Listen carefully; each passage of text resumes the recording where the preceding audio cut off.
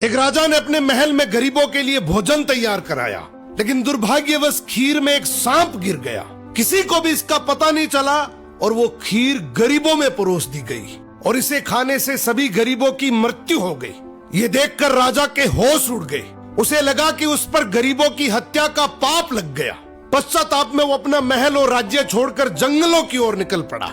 उसने सोचा कि शायद तपस्या से उसे इस पाप से मुक्ति मिल सके। चलते चलते वो एक गांव में पहुंचा। गांव के चौपाल में बैठकर उसने पूछा कि क्या इस गांव में कोई ऐसा परिवार है जो सादा जीवन और भक्ति में विश्वास रखता हो। गांव वालों ने बताया कि यहाँ एक भाई बहन रहते हैं जो बहुत ही सादगी और भक्ति से जीवन बिताते हैं। राजा उसी घर में ठहर गया। अगली सुबह राजा ने देखा कि वो लड़की ध्यान में बैठी हुई है। आमतौर पर वो जल्दी उठकर घर का काम और नाश्ता बना लेती थी, लेकिन उस दिन वो काफी देर तक ध्यान में लीन रही।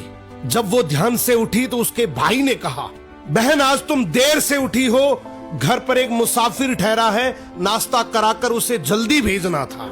लड़की ने शांति से कहा, भैया ऊपर धर्मराज के दरबार में एक बहुत उलझा हुआ मामला चल रहा था, उसी पर ध्यान लगा था, इसलिए देर हो गई। भाई ने पूछा, कैसा मामला? लड़की बोली, एक राजा ने गरीबों के लिए भोजन बनवाया था, लेकिन दुर्भाग्यवश खीर में सांप गिर गया और वही खीर खाने से सभी गरीबों की मृत्यु हो गई। अब धर्मराज ये तय नहीं कर पा रहे हैं कि इस पाप का दोष राजा को लगे या उस सांप को या फिर उस नौकर को जिसने बिना जांचे खीर परोस दी थी। राजा ने प्रार्थना की, क्या मैं एक रात और यहाँ रुक सकता हूँ? भाई बहन ने अनुमति दे दी।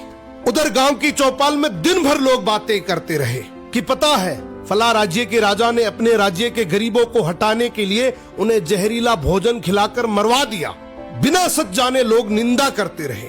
अगली सुबह लड़की फिर ध्यान में बैठी। ध्यान पूरा होते ही वो अपने काम में लग गई। राजा ने उससे पूछा, बेटी अब बताओ गरीबों की मृत्यु का पाप आखिर किसे लगा?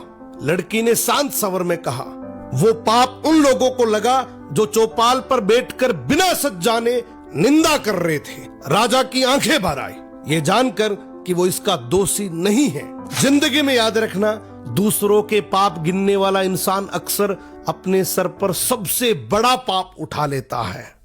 मेरे भाई, इस वीडियो से ये सीख मिलती है कि बिना सच जाने किसी को गुनहगार कहना ये बहुत बड़ा गुनाह है। और इस वीडियो को सभी अपने प्यारे दोस्तों के पास शेयर करें जो वो भी गुनाहों से बचें और चैनल को सब्सक्राइब करें। सबको अस्सलामु अलैकुम।